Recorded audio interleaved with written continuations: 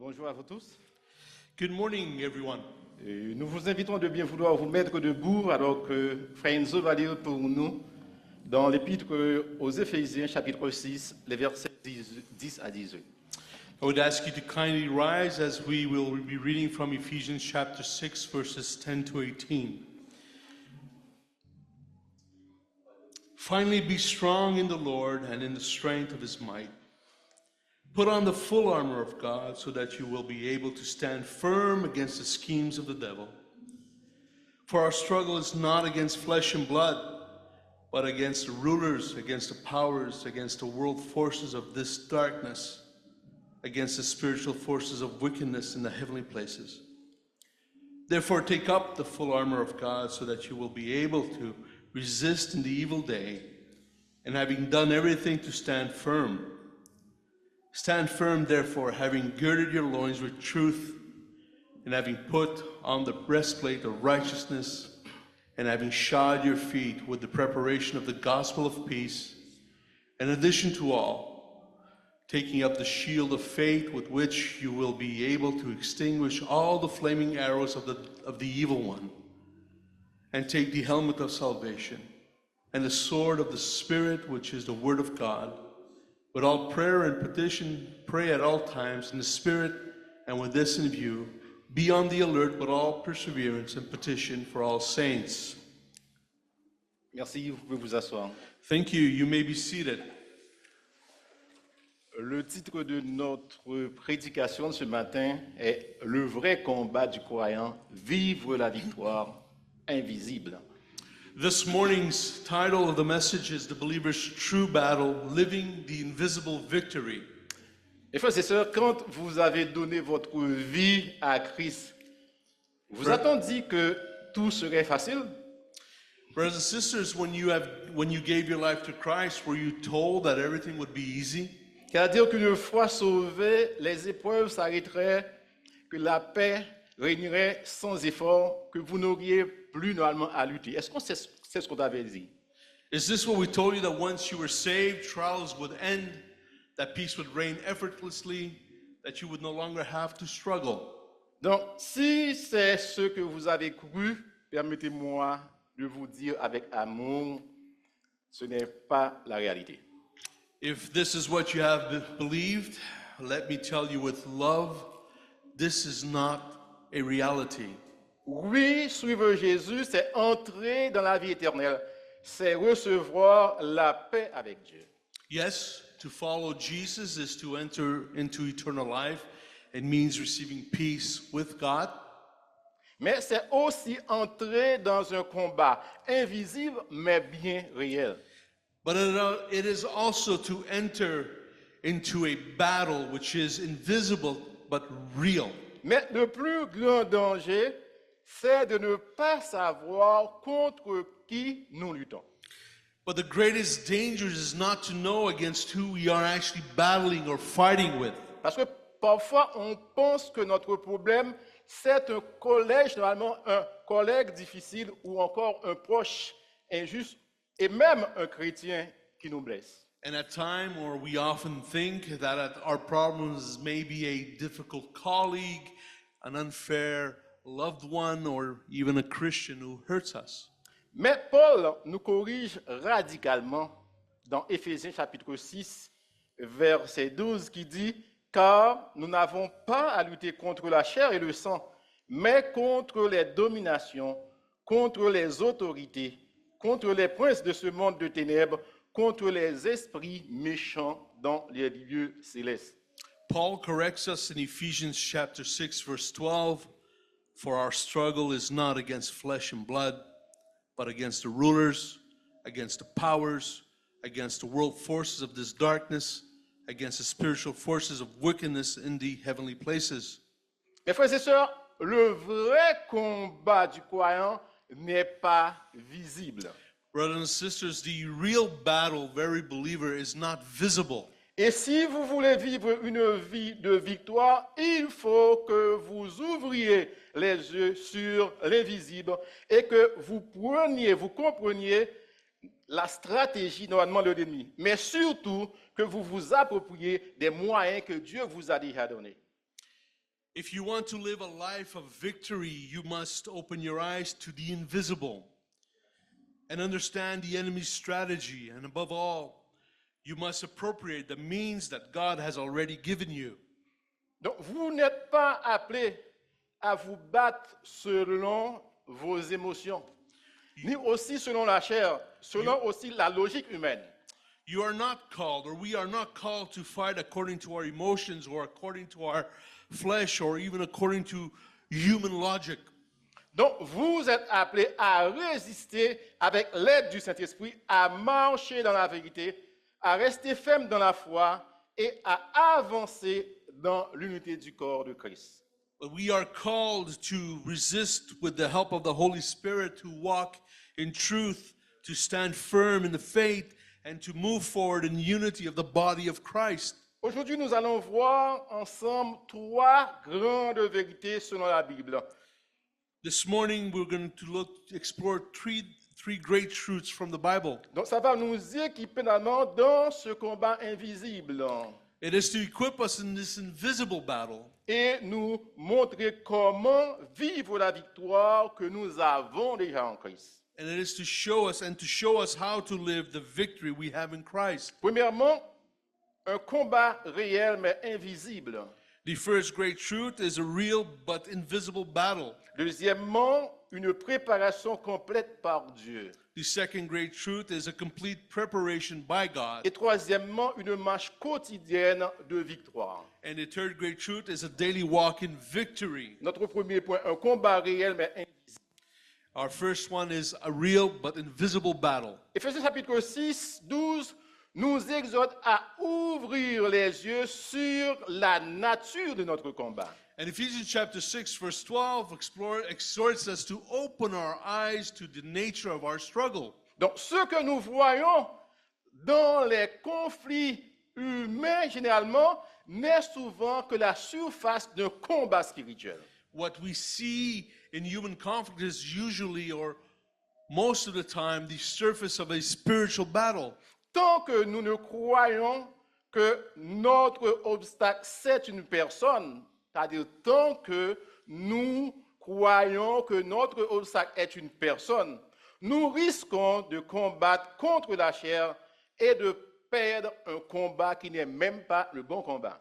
So as long as we believe that our obstacle is in a person, clearly, as long as we believe that our obstacle is in a person, we risk fighting against the flesh and losing the battle that isn't even the right one. Paul a dit clairement, nous n'avons pas à lutter contre la chair et le sang. And Paul clearly states that our struggle is not against flesh and blood. Donc autrement, notre vrai ennemi n'est pas humain. In other words, our real enemy is not even human. Donc nous pouvons le voir agir à travers les hommes. So we can see it at work through men. Nous pouvons en ressentir les effets dans notre entourage, c'est vrai. We can feel its effects in those around us. Mais ce que nous voyons n'est que la surface, c'est-à-dire le vrai combat est dans l'invisible. But what we are really seeing is just a surface, which basically means that the real battle is invisible. Il y a un danger, c'est-à-dire le danger, c'est de se tromper d'ennemi. There is a danger, and the danger is that mistakenly identifying the wrong enemy. Regardez comment l'ennemi agit. Let's look carefully at how the enemy operates. Donc, vous voulez servir Dieu. You want to serve God. Vous voulez marcher dans la sainteté. You want to walk in holiness. Vous voulez réellement aimer de tout votre cœur. And you want to love with all of your heart. Et soudain, And suddenly, quelqu'un dans l'église vous blesse par une parole. someone in the church hurts you with a unkind word. Vous juge, They judge you. vous critique. They criticize Donc, un you. leader ne vous comprend pas. A church leader doesn't understand you. Votre conjoint ou votre conjointe, normalement, vous ironise à cause de votre foi. And maybe your spouse mocks you because of your faith. Et qu'est-ce qui va se passer tout à coup? Vous êtes tenté de répondre par la chair. And what happens in just an instance, you are tempted to respond with the flesh. C'est-à-dire par la colère, It is to say with anger, par le rejet, with rejection, par normalement sa justification, with justification, our personal ou justification, même par l'abandon. or even with total abandonment. Mes frères et sœurs, le discernement est indispensable dans notre combat spirituel. Brothers and sisters, discernment is indispensable in the battle. Donc c'est pourquoi certaines questions doivent être posées. That's why some questions must be asked. Par exemple, est-ce que l'ennemi n'est pas en train de me distraire comme chrétien? Isn't the enemy trying to distract me?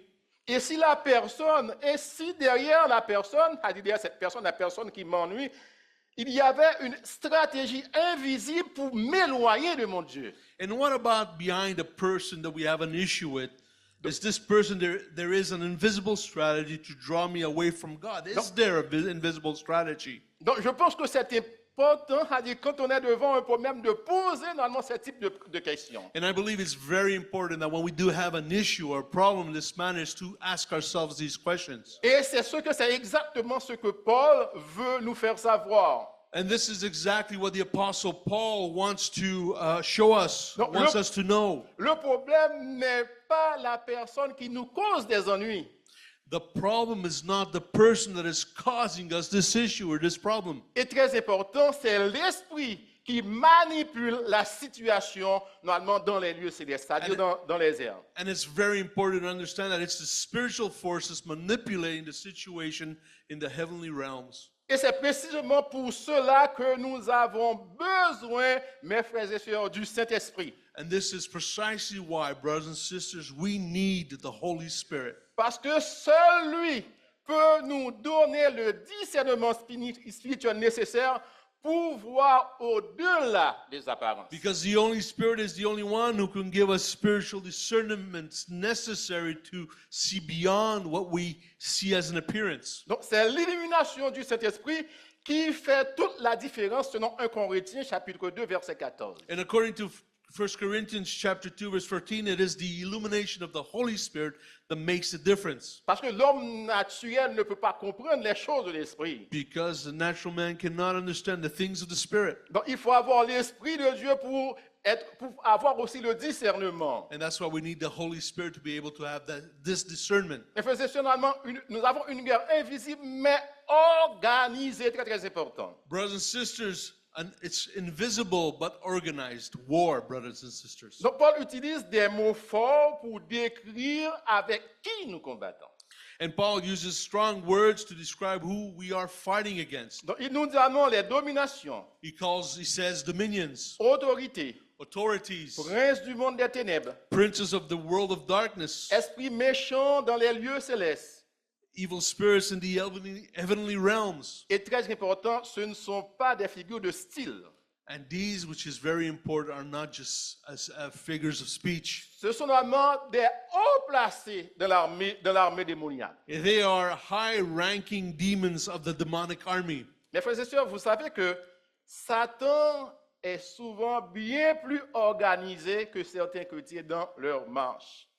Do you know, brothers and sisters, that Satan is much more organized than some Christians are in their own walk with the Lord? Donc, alors qu'on est là à se quereller pour des détails, l'ennemi planifie notre chute avec précision.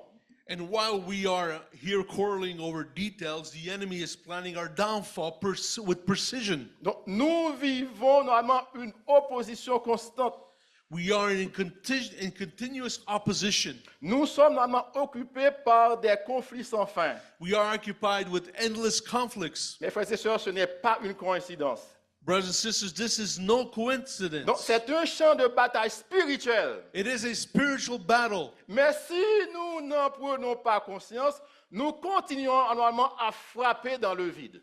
But if we don't realize this, we will continue to strike in emptiness and void. Mes frères et sœurs, Paul a comparé le chrétien à un soldat.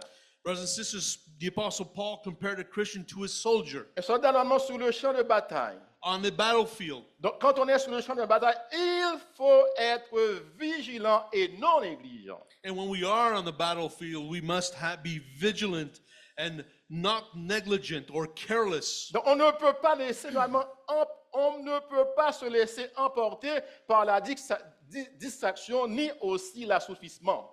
We can't allow ourselves to be detracted or carried away by distractions or drowsiness. Et on ne peut pas non plus minimiser les actions de l'ennemi en pensant que l'ennemi finira normalement par s'épuiser et qu'il va abandonner le combat. And we cannot minimize the enemy's actions by assuming that he will eventually become exhausted and actually give up the battle. Donc un soldat qui s'assoit, baisse la tête en attendant que tout passe très bien, commet une grande erreur, mes frères et sœurs. So a soldier who sits back and lowers his head and waits that everything goes well is making a serious mistake. Donc ce soldat est déjà vaincu, pas parce qu'il est faible, mais parce qu'il ignore qu'il est en guerre. And this soldier is already defeated, not because he is weak, but because he is unaware that he is at war. Donc si nous ignorons que nous sommes dans un combat spirituel, nous serons à la merci de l'ennemi. Très très important. So if we are unaware that we are in a spiritual battle, we will be at the mercy of the enemy. Donc Dieu veut changer normalement notre perspective. God wants to change our perspective. Donc il veut aussi nous faire apprendre à dire le problème, ce n'est pas celui qui est en face de moi, c'est l'ennemi qui veut me pousser à réagir contre ce que je vois, c'est-à-dire le visible, c'est-à-dire la chair et le sang. And how God wants us to change his perspective is he wants to teach us to say, the problem is not the one in front of me. It's the enemy who wants to push me to react against what I see visibly, and that is flesh and blood. Et alors, qu'est-ce que nous devrions normalement faire? And so what should we be doing? Très important, refusons de répondre selon nos émotions. Very important. Let's refuse to respond according to our emotions. Prenons normalement du recul dans la prière. Let's step back into prayer. Donc, voyons les choses avec des yeux de l'esprit. Let's see things with the eyes of the Spirit. Et déclarons, je ne combattrai pas la chair, mais j'ai choisi le Saint-Esprit. And let's declare that I will not battle against flesh and blood. I have chosen the Spirit. Donc, parce que si nous identifions mal notre ennemi, nous gaspillerons normalement notre force dans le mauvais combat. And why are we doing these things? Because if we wrongly identify our enemy, we will waste our strength fighting the wrong battle. Mais si nous voyons avec les yeux de l'esprit, nous commencerons à marcher dans la victoire. But if we see with the eyes of the Spirit, we will begin to walk in victory. Donc notre deuxième point, une préparation complète par Dieu. Nous trouvons, par exemple, si on lit Éphésiens chapitre 1er jusqu'au chapitre 3, on va voir ça. C'est-à-dire une préparation complète par Dieu. On to our second point, and if we read from Ephesians chapter 1 to chapter 3, we will discover a complete preparation by God. Donc, alors maintenant qu'on sait que le combat est réel, c'est un combat invisible, et qu'il ne se mène pas contre les hommes, contre les femmes également, des questions aussi logiques doivent se poser. Now that we know that the battle is real, that it's invisible, and that it's not waged against men, logical questions arise. Donc, comment peut-on se préparer à un tel combat? How can we prepare for such a fight? Comment combattre des ennemis qu'on ne voit pas? How can we fight against an enemy that we don't see? Comment résister à une armée invisible des forces spirituelles puissantes? How can we resist an invisible army, powerful spiritual forces? Écoutez ceci, mes frères et sœurs. Listen to this carefully, brothers and sisters. Dieu ne nous laisse pas vulnérables dans le combat. God does not leave us vulnerable in the battle, in the struggle. Et Dieu ne veut pas aussi notre défaite. And God does not want us to be defeated. Avant même que nous nous embarquons dans la bataille, Dieu avait déjà tout prévu pour que nous soyons équipés, formés et être capables de résister à l'ennemi. Even before we enter the battle, God had already planned everything so that we would be equipped, trained, and able to resist. Et c'est ce que l'apôtre Paul nous a expliqué dans les 3 premiers chapitres de l'épître aux Éphésiens. And this is exactly what the Apostle Paul is teaching us in the first 3 chapters of the epistle to the Ephesians. Donc, Paul a parlé de combat, mais important, il ne commence pas par les âmes. Paul spoke about a battle, but which is important, he doesn't start with weapons. Il commence par notre position en Christ. He begins with our position in Christ. Pourquoi? Parce que la victoire commence dans l'identité du croyant et non dans ses efforts. Because victory begins in the identity of the believer and not in the believer's effort. C'est pourquoi il est important de connaître notre identité en Christ. That's why it's so important for us to understand our position in Christ. Donc Dieu nous a placés en position d'autorité, mes frères et sœurs. God has placed us in a position of authority, brothers and sisters. Donc regardez vraiment ce que Paul nous dit dans Éphésiens chapitre 2, verset 6. Let's look at what Paul says in Ephesians chapter 2, verse 6. Donc, donc Dieu nous a ressuscités ensemble et nous a fait asseoir ensemble dans les lieux célestes et en Jésus-Christ. Paul says in Ephesians chapter 2, verse 6, and he raised us up with him and seated us with him in the heavenly places in Christ Jesus. Donc, nous ne sommes pas des soldats oubliés sur le champ de bataille. We are not soldiers that have been forgotten on the battlefield. Donc, nous sommes assis avec Christ dans les lieux célestes, au-dessus de toute autorité démoniaque. We are seated with Christ in the heavenly realms above all demonic activity or authority. Nous ne combattons pas pour avoir la victoire, mes frères et sœurs, mais pour affirmer la victoire. We do, very important, brothers and sisters, we do not battle to achieve victory, but to affirm victory. Malheureusement, le problème, c'est que beaucoup de chrétiens vivent comme s'ils étaient en bas. The problem is that many Christians live as if they are below, Comme s'ils étaient normalement soumis as if they are submissive, et comme s'ils étaient écrasés. as if they are crushed. Alors qu'en Christ, ils sont déjà élevés.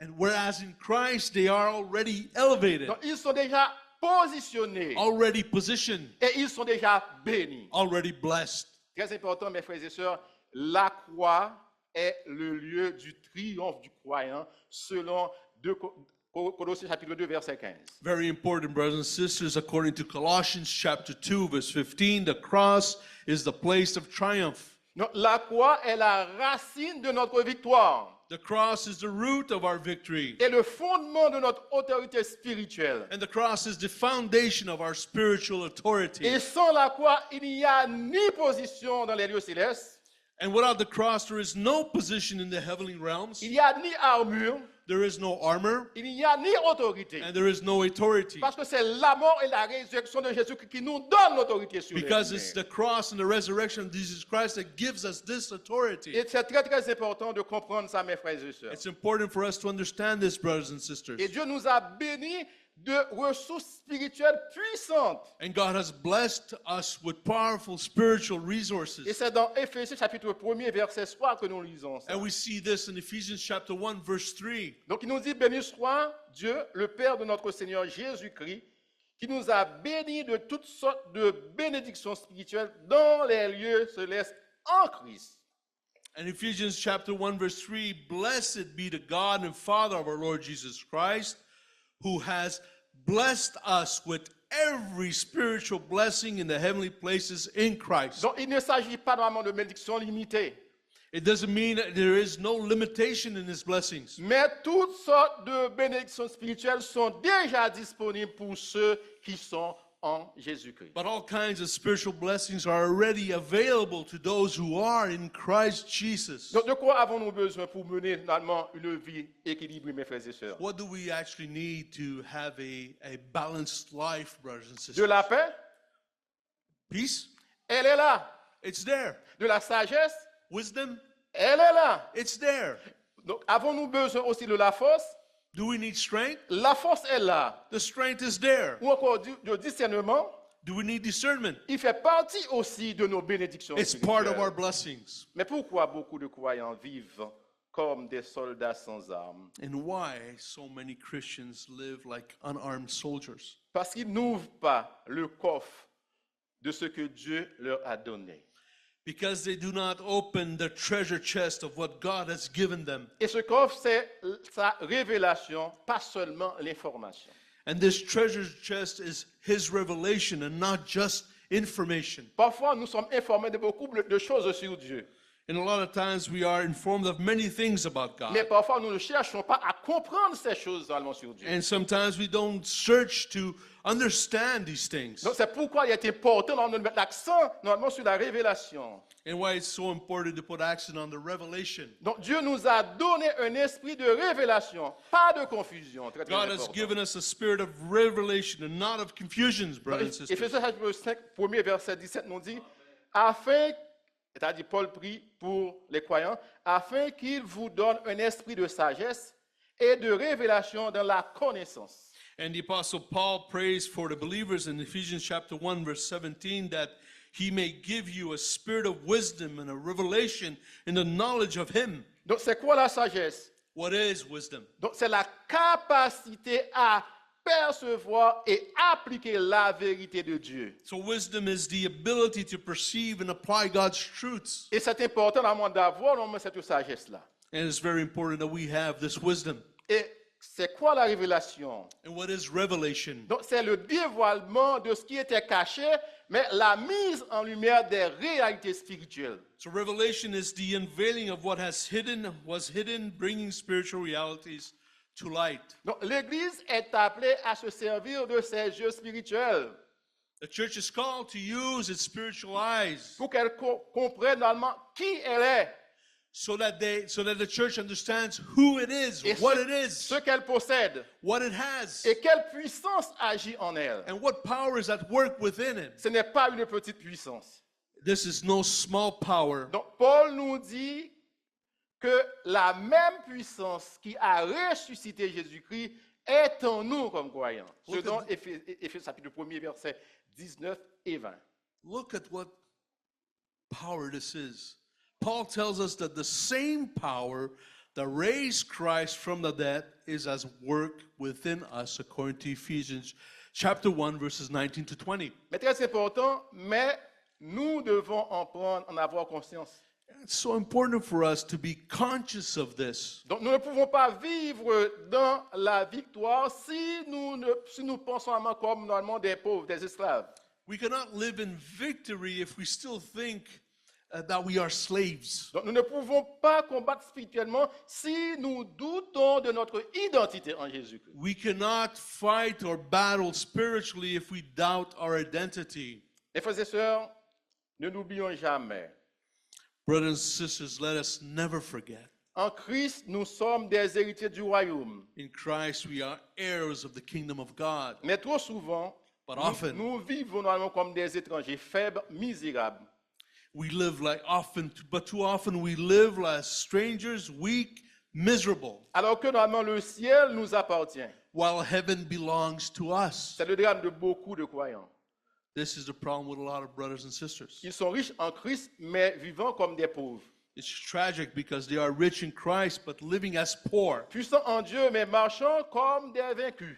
Powerful in God, but walking like defeated beings. Mais Dieu veut transformer notre manière de penser. But God wants us to transform our way of thinking. Il veut que nous agissions comme des enfants du roi, non pas comme des orphelins spirituels. He wants us to act as children of the King and not as spiritual orphans. Donc, il veut normalement que nous plongions notre yeux normalement dans la parole. He wants us to immerse ourselves in the Word. Parce que c'est là que nous trouvons normalement nos âmes, Because in nos promesses et aussi notre paix.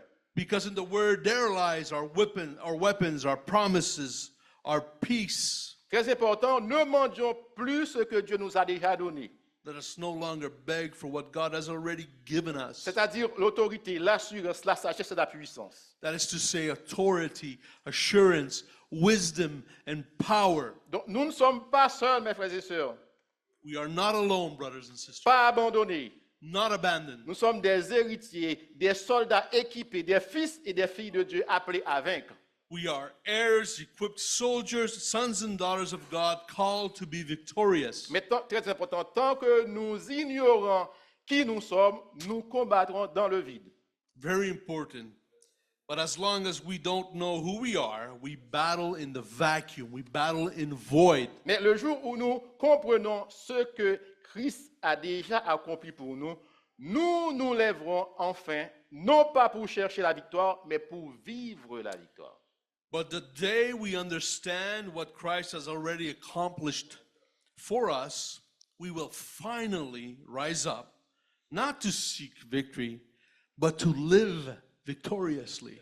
Notre troisième point, une marche quotidienne de victoire. C'est-à-dire ça, on peut lire Éphésiens chapitre 4 jusqu'au chapitre 6 pour comprendre une marche quotidienne de victoire. And if we read Ephesians chapter 4 all the way to 6, we will discover a daily walk in victory. What is our daily walk in victory? Mes frères et sœurs, on l'a vu, c'est-à-dire le combat est réel, invisible et spirituel. Brothers and sisters, we've already mentioned that as we've seen, the battle is real, invisible, and spiritual. Donc Dieu nous a positionnés en Christ et nous a équipés spirituellement. God has positioned us in Christ and has equipped us spiritually. Mais maintenant, une question très simple normalement se pose. But there's a simple question that arises. Et dans les jours à venir, je ferai quoi? And in the days to come, in the coming days, what do I do? Quand normalement je me lève, quand je vais au travail, quand je sers dans l'église, comment je vis cette victoire?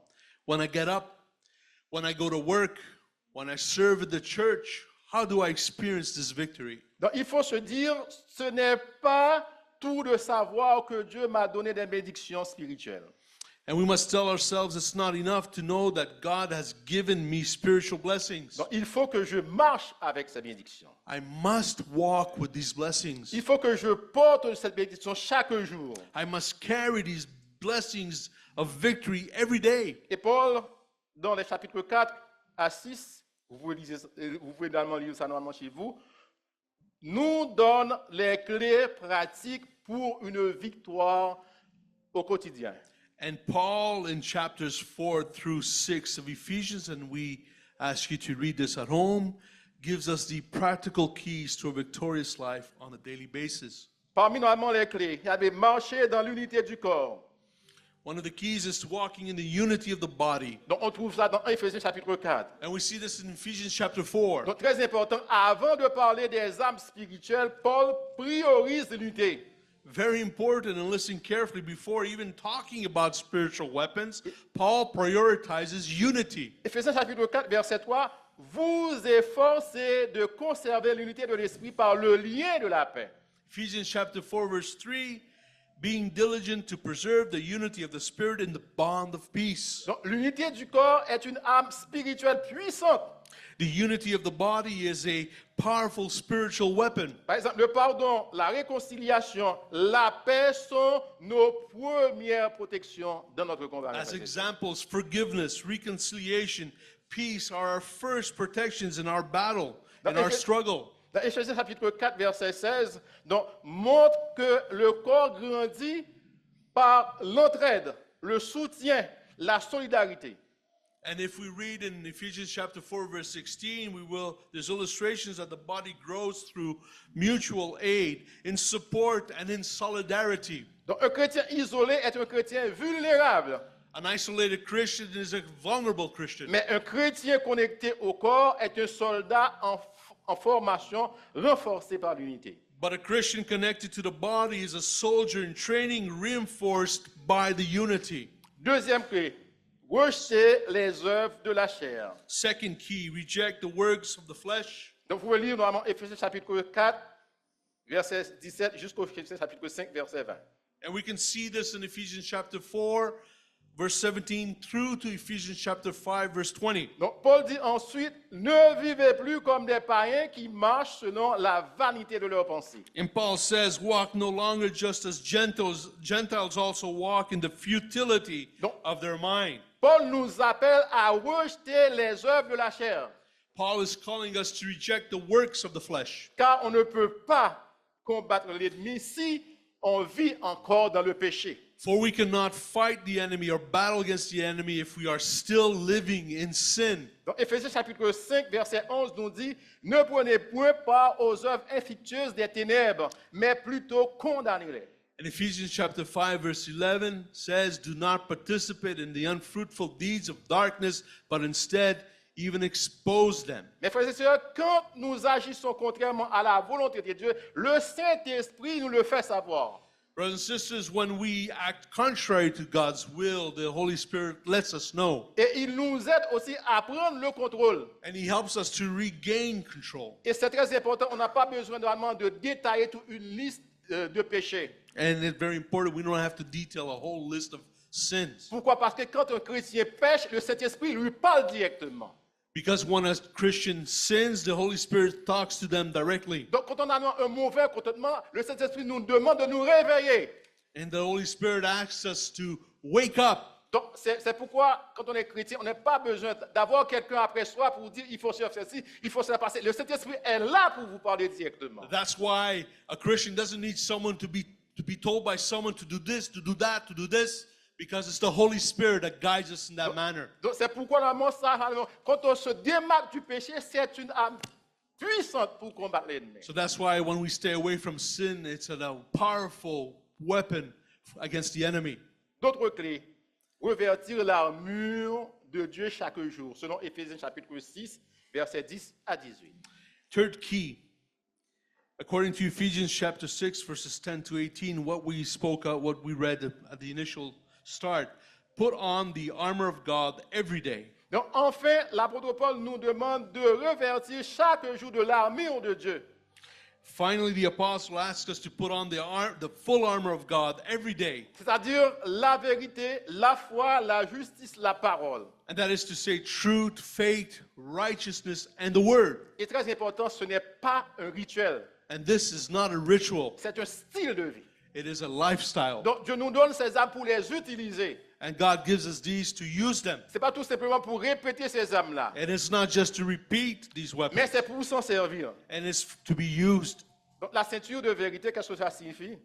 The truth, the belt of truth, what does it mean? Donc c'est marcher dans l'intégrité, It's walking in integrity. être vrai, Be truthful sans masse. without a mask. La cuirasse seulement de justice. The breastplate of righteousness. C'est garder un cœur pur, Keep a pure heart, une vie juste, a righteous life, une vie alignée avec Dieu. a life aligned with God. Donc le zèle pour chaussure, The shoe of zeal c'est être prêt à aller partout où Dieu vous envoie. is being willing to go wherever God sends you. À pardonner quand Dieu vous demande normalement de pardonner. To forgive when God is asking you to forgive. À témoigner To witness et aussi à servir. and to serve. Le bouclier de la foi, The shield of faith. c'est croire même quand vous ne voyez rien. Believe even when you don't see anything. Restez ferme quand tout vacille auprès de vous. Stay firm when things or everything wavers and vacillates. Donc, le casque du salut, The helmet of donc, salvation c'est garder votre esprit protégé contre les pensées de toutes sortes, c'est-à-dire de peur et aussi de condamnation. The helmet of salvation, keep your mind protected against thoughts of doubt, fear, and condemnation. Donc l'épée de l'esprit, The sword of the Spirit, très très important. very important. C'est-à-dire lisez, proclamez, méditez la parole pour repousser normalement les mensonges. Very important. The sword of the Spirit, read, proclaim, meditate on the word to fend off lies. Et la prière en tout temps. And prayer at all times. La prière, c'est la respiration normalement du croyant. Prayer is the believer's breath, breathing. Et sans prière, il n'y a pas de puissance, mes frères. And without prayer, there is no power, brothers and sisters. Donc c'est pourquoi nous vous invitons de participer à la prière les lundis.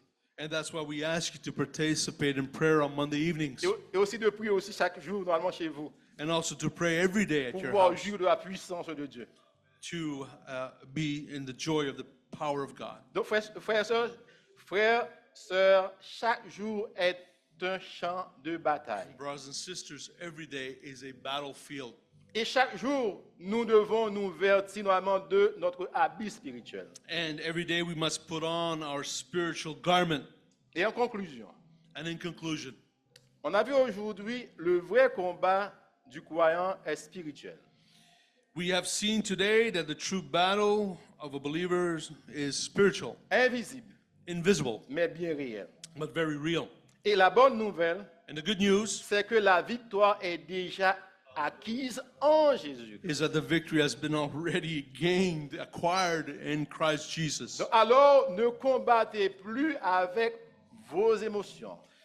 So don't fight anymore with your emotions. Ne gaspillez plus normalement vos forces contre les mauvaises cibles. Don't waste your strength on the wrong targets. Donc, voyez avec des yeux de l'esprit. See with spiritual eyes. Donc, chaque jour, Dieu vous appelle à marcher comme un soldat éveillé, Every day, God calls us to walk like an awakened soldier, comme un enfant de Dieu positionné, comme un héritier qui connaît ses armes. like a properly positioned child of God, like an heir who knows his weapons. Donc, voici ce que Dieu vous encourage à faire dès aujourd'hui. This is what God encourages us all to do as of today. Ne réagissez plus selon la chair, mais selon l'esprit. Do not react no longer according to the flesh, but according to the Spirit. Rejetez ce qui alimente l'ennemi dans votre vie. Reject what fuels the enemy in your life. Et surtout, revêtez chaque jour de l'armure normalement de Dieu. And above all, put on the full armor of God every day. C'est-à-dire la vérité, That is to say, truth, la foi, faith, la justice, righteousness, la prière. prayer. Et ce n'est pas normalement un slogan. And this is not a slogan, C'est une manière de vivre. it is a way of life. Et si vous tenez ferme, And if you stand firm, vous verrez que la victoire invisible deviendra une réalité visible. so standing firm, you will see that the visible victory will become your visible reality. Mais et peut-être très important, le point de départ de la victoire, ce n'est pas vous. And very important, the starting point for victory is not us, C'est la croix. it's a cross. Ce n'est pas normalement votre puissance qui fait trembler l'ennemi, It is not our power that makes the enemy tremble, mais c'est le sang de Jésus-Christ. it is the blood of Christ. Donc mes frères et sœurs, tenez ferme et vivez dans la victoire que vous avez en Jésus-Christ. Que Dieu vous bénisse. So, brothers and sisters, stand firm and experience victory in Christ Jesus. May God bless you. Let's all stand and rise as we close in prayer.